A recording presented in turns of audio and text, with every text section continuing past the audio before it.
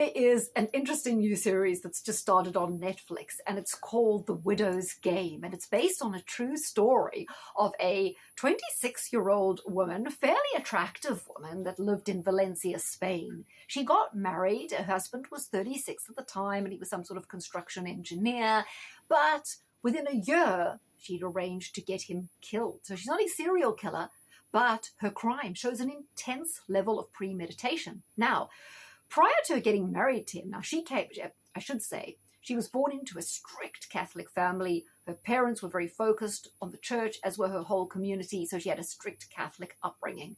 So she felt sort of forced to get married, right? She was in that scenario. Prior to getting married, she'd been having an affair, and the marriage was almost called off a month before. But the guy eventually decided, well, to his eternal regret, I'm sure, to marry her. However, she had itchy feet. Before they'd even been married a year, she was having numerous affairs with different guys. She was quite hot sexually. They didn't use the word nymphomaniac, but she was certainly keen and knew how to turn guys on.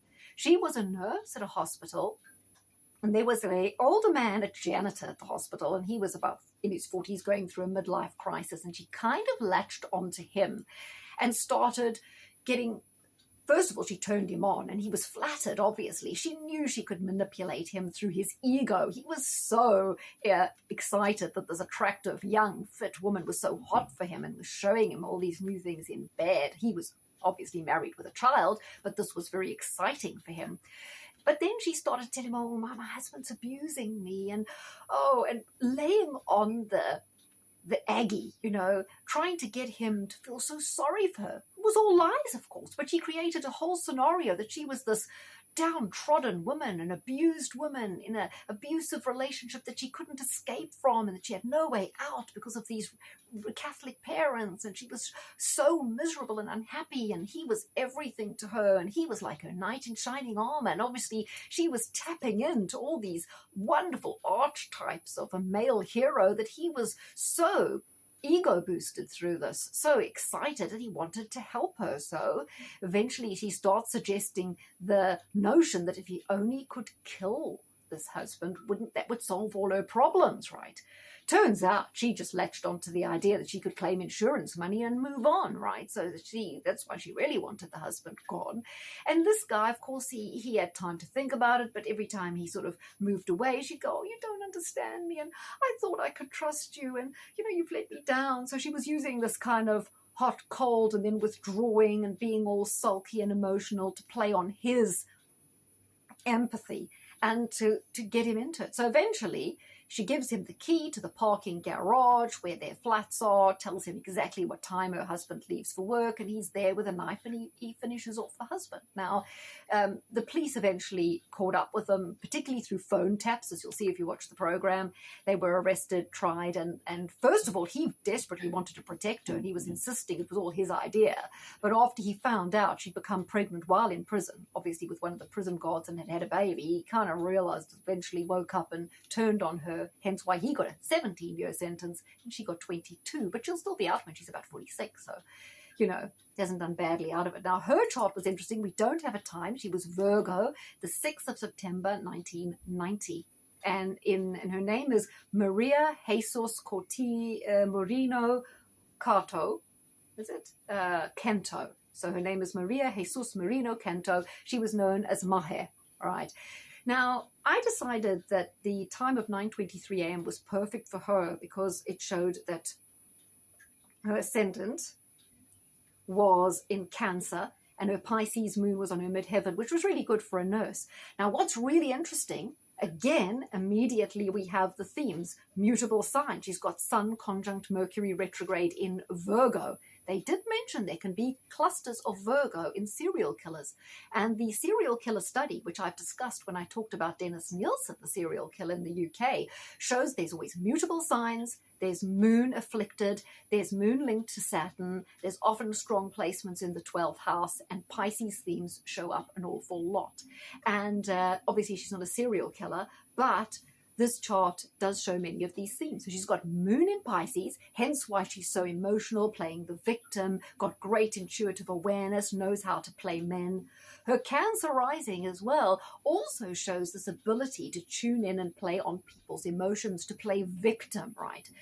They also, I think the moon in Pisces also shows some sort of deep-seated psychological narcissism and issues with needing attention, because she was someone who was always dressing up, into jewelry, into hair. She was really into batting her eyelids at guys and getting attention. And we see here she has Venus in Leo, right? So she was really interested in getting attention. Her Venus in Leo is square Mars. Venus is at the end of Leo, right? So it squares Mars, which is at the beginning of Gemini, hence the sexuality. But interestingly, Mars in Gemini comes up frequently in the charts of serial killers. So again, she's got the mutable signs. They said Pisces was important in the study. Moon in Pisces. Mars in a mutable sign, particularly Gemini, is very important when we have people who engage in murder. We've got that. Mars is nearing entry into the 12th house. They mentioned the 12th house is important.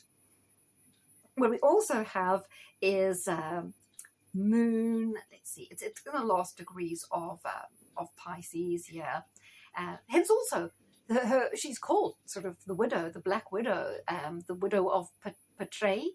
I'm not sure you said it's Patraix. Not sure how you say it. Patraix. Maybe that's how you say it in Spanish. So it's kind of interesting that the name she's now known as is like the widow of Patraix, with moon on the midheaven in Pisces, does show that sort of widow image, although a Black Widow in this case. Now, what was also interesting is Saturn was conjunct Neptune in Capricorn, and I thought that placement could well be in her 7th house, representing the fate that befell her man. So it was quite interesting when I made her chart Cancer rising that fell in the 7th, because I thought that depicted very well the fate that befell her man. I thought the Sun conjunct Mercury retrograde in Virgo showed a clinical planning ability. She thought this through over a long time. She had deep levels of kind of implementing these steps. She was very controlling, as Virgo can sometimes be, and there was a certain ruthlessness here and a lack of emotion and feeling that could be represented by Mercury retrograde in Virgo, the extreme detachment from emotion and the laser focus on a plan to exclusion of all conscience as well. So Mars was in Gemini, like I say, doesn't make any major aspects other than to square Venus, which I thought was significant in terms of this sexuality and intense desire for things. The Venus in Leo, wanting to possess, to acquire things, to be desired by men, to have a nice lifestyle. And this moon in Pisces is a bit lazy, entitled, like, I want what I want and I'm going to grab it. I don't want to work for it. I'm going to take the easy way out.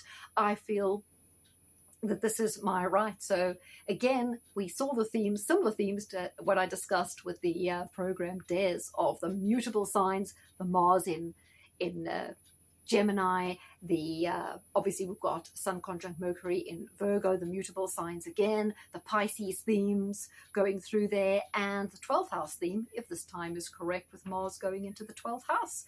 Also, funnily enough, Pluto in the 5th house, the ill-fated love affair with what wasn't really a love affair exactly, was it, with the janitor. It was all manipulation, but Pluto in the 5th does show the fatal attraction of this whole situation, doesn't it? Rather interesting.